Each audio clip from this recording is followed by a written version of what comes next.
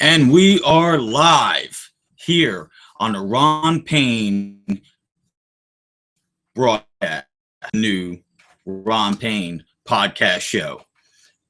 I'm your host, Ron Payne. Welcome once again. Glad to have you guys joining us tonight. I have two very special guests, two guys that I've known for quite some time now. My first special guest is none other than the NWA Continental Champion. His name is Will Huckaby, and he will be joining us probably in the next, and then right around 8:30 or so, I'll be bringing on a close friend of mine, just as close as Will, Marty Reed, the hardcore icon, as they would call him. Please, if you guys are live with me, hopefully you guys can see me. If you guys can't see me, please still listen in or give your YouTube channel just a little bit of time to catch up with the live stream. Also, coming up here in the next week or so, I'm going to have a brand new broadcasting booth. Won't be staring at, a couple stuff in the back, whether it be tools or whatever the case may be. Trying to make lemonade out of lemons, Let's see, what else we got going on here. A little bit about the guys here. Will Huckaby has wrestled for numerous companies, such as NEW, Next Evolution Wrestling. He's also wrestled for Costa Rica, PWF, among others. Also, you got Marty Reed as well, all across. He's been up and down the East Coast. He got trained out in, I believe, London, actually. He holds over 20 different titles. And so that is very exciting for anybody watching, especially for you new guys. If remember, any questions that you do have, just remember, if our YouTube chat is not working, please go to the Ron Payne broadcast on Facebook, and you'll be able to chat and post comments as well there as well. So if you can't post any comments, just go to my Facebook page. It's Ron Payne Facebook page, and you can chat also as well there.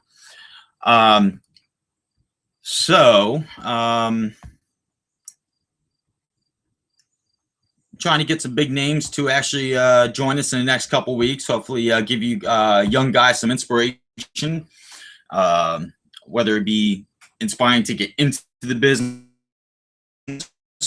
or whether you just started out. Let's strictly independent. I might from time to time throw in a couple, higher things such as WWE or TNA or something like that. But remember, this is independent wrestling. Also, please, I can't say this enough. Got a lot of guys that love doing what they do, so please go and watch your local independent shows. Go support your local indie wrestlers, because I will put any kind of money on it. They will put 10 times better than a show than you'll see if you go to higher ups. It's nothing taken against them. We as independent wrestlers, myself, which is why I'm doing this stuff here, just to help the younger guys that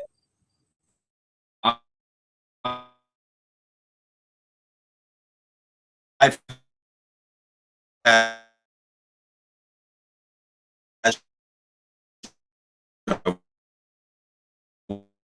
working with meet. Without further ado, we're going to try to get William Huckaby here on the line, and we're going to see what goes on. So let's see if I can get Will here on the line.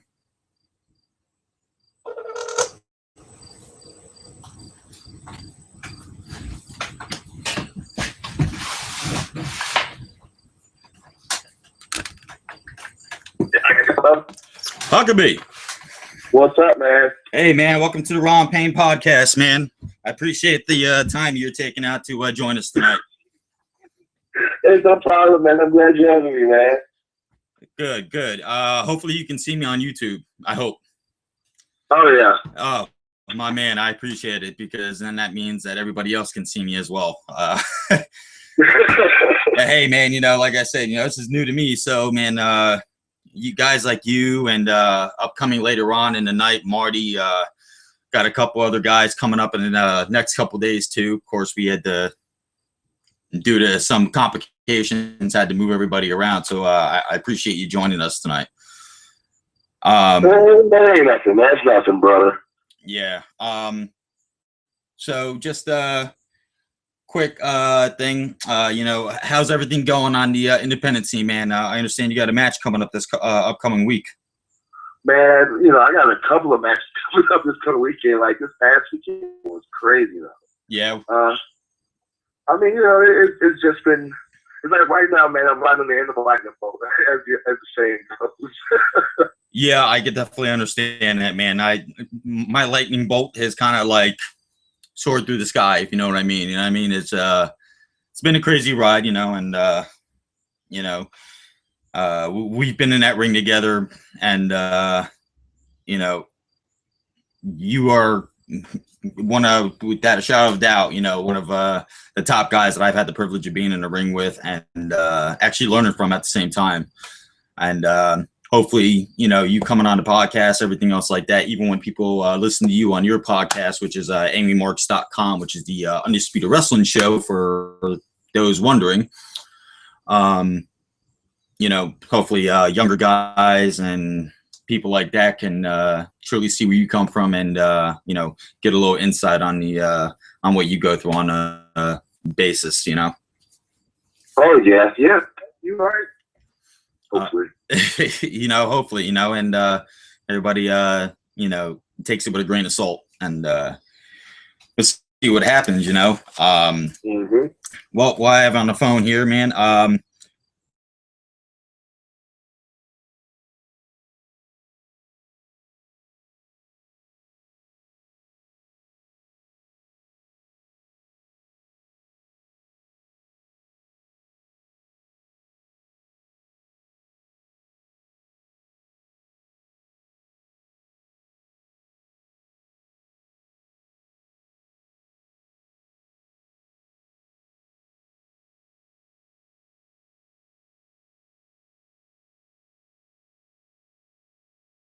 Country here in Havelock, where I live at right now.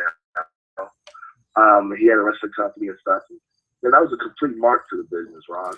I'm pretty sure you've heard me tell the story to a couple of guys before. Like, I was a complete mark to wrestling. Oh yeah. Before I got into wrestling,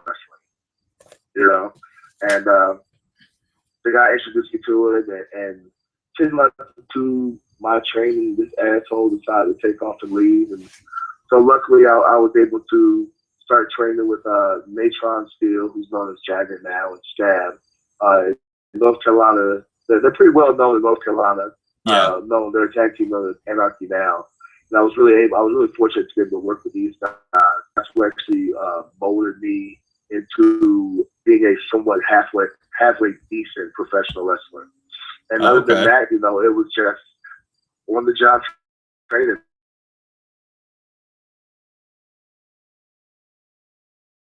In the NXT and Damian Wayne and guys like that. Wow. Yeah.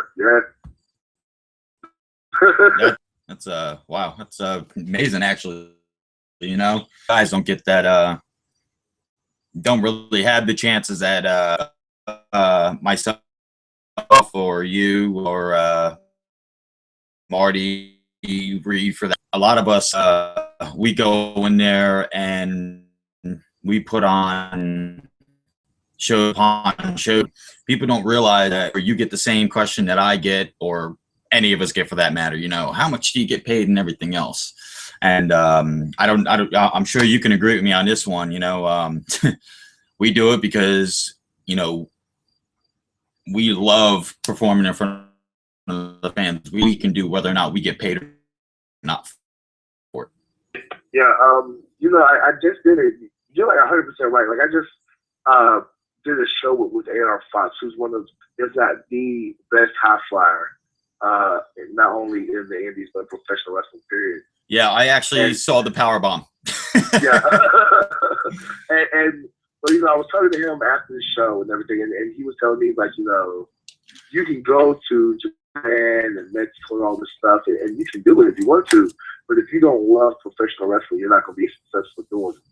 And that's what he said. You know, he was like, he does this because he loves it. Not because he wants to make $1 million bucks, although that would be nice, but for him, it's more about performing in front of the fans and actually wrestling than it is making money. That's definitely that's something powerful hearing from you know, different guys. You know, we go through a lot of different experiences.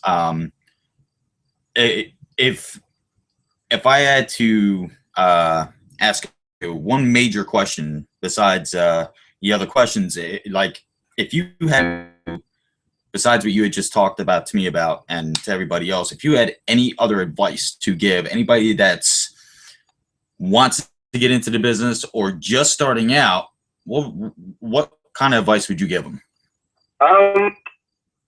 I guess besides the usual advice, you know, keep your mouth shut, your ears open, and pay attention to everything, I would tell them to remember that even though everybody in professional, that not everybody in professional wrestling loves wrestling. Not everybody who does this is a fan of wrestling.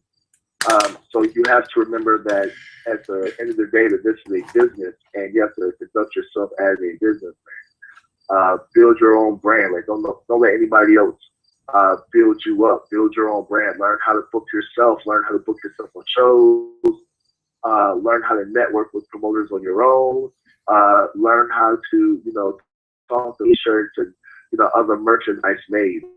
And if you can, learn how to make t-shirts yourself. Learn how to, you know, pictures and all. So learn to do as much as you can. If you can learn how to sew, learn how to sew and make your own gear. You know, try to do as much for yourself as possible. And realize that if you want to be successful in professional wrestling, or even have a motive of professional wrestling, of wrestling success, in professional wrestling, you have to realize that you are not going to get a lot of sleep. Like, if you really make it in professional wrestling, like, you have to stop sleeping. Wow. Hopefully whoever listened to that, man, I really hope you guys pay attention, because you know, Will Huckaby, close personal friend. Like I said, for those that you guys are watching live, whether or not you're watching live or you're gonna watch it later, pay attention to what he has to say, because there's a reason why when he walks into a locker room, people look at him and they ask him for advice. He's been. Well, why they look at me now, man? Because, you know, like, since the last time you see me, I've been hitting the gym like crazy. Oh, I know, man. And now they're looking at me like, oh, Jesus, this guy's like 5'10", 285 pounds of muscle. Yeah, I know. It's like Superman on crack, man. I know. I've seen the photos, man. Believe me, I've seen the photos. What were some of your favorite matches? You know, whether it be growing up or, like, you know, who are some of your favorite guys that you actually able to step in the ring with and, you know, enjoy wrestling with? I mean, I know we all enjoy wrestling everybody, but there's always those matches that stand out. I think the match I just had with A.R. Fox with me giving him the package powerbomb off the second rope or whatever, to this day, that's my favorite match. Because it's working with A.R. Fox. That guy's a phenomenal talent. I mean, just athletic and as humble as never be. So, of course, he's number one on my list. I've always loved my matches with Joe Black. He's a really close friend of mine. I've had the privilege also, so I understand. I love that match. It's like, me and him, we know each other so well and stuff, man. We get in the ring with each other. It's just, it's like, hey, man, what do you want to do? I don't know. Let's just do this. Let's just do that. It's just like, okay, cool. One of the baddest clotheslines in the business, I personally think. Oh, yeah. I think my match with Damian Wayne, and a lot of people don't know this, but when Damian Wayne won the NWA national title, I was his first title defense. Wow. I actually didn't even know that. In Kingsport, Tennessee for AWA Smoky Mountain. And that's probably in the top 5 of my favorite matches. I'm laying there looking at the lights, ready to take his, famous freaking elbow drop off the top rope. I'm just looking up like, Jesus, he is so high. Yep. Hey, I've taken that too, and it is not exactly, my favorite moment. Oh, yeah. And then my match, the first time I ever wrestled was T.W. Anderson. I was green, and I was working for Crew, which was an indie company here in North Carolina and stuff. And Marty Reed actually was the reason why I got the opportunity to wrestle C.W. Anderson. They wanted him to wrestle C.W., and I guess by that time Marty had wrestled C.W. like 1,500 times. Yeah. It was like, I've already wrestled him, like, let somebody else handle it. And they said, who? And Marty was like, give him the whip. And it was like, all right. And I wrestled. I threw up. I just told C.W. this past weekend. He never knew this. Before that match, I called my wife twice because I was so nervous, and I threw up 3 times. I believe it. Because at the time, everybody was like, yo, if you mess up, if you blow a spot with CW, man, he just going to beat your ass. That's it. Like, the match is basically over for you. He's just going to beat your ass and knock you out if you mess up.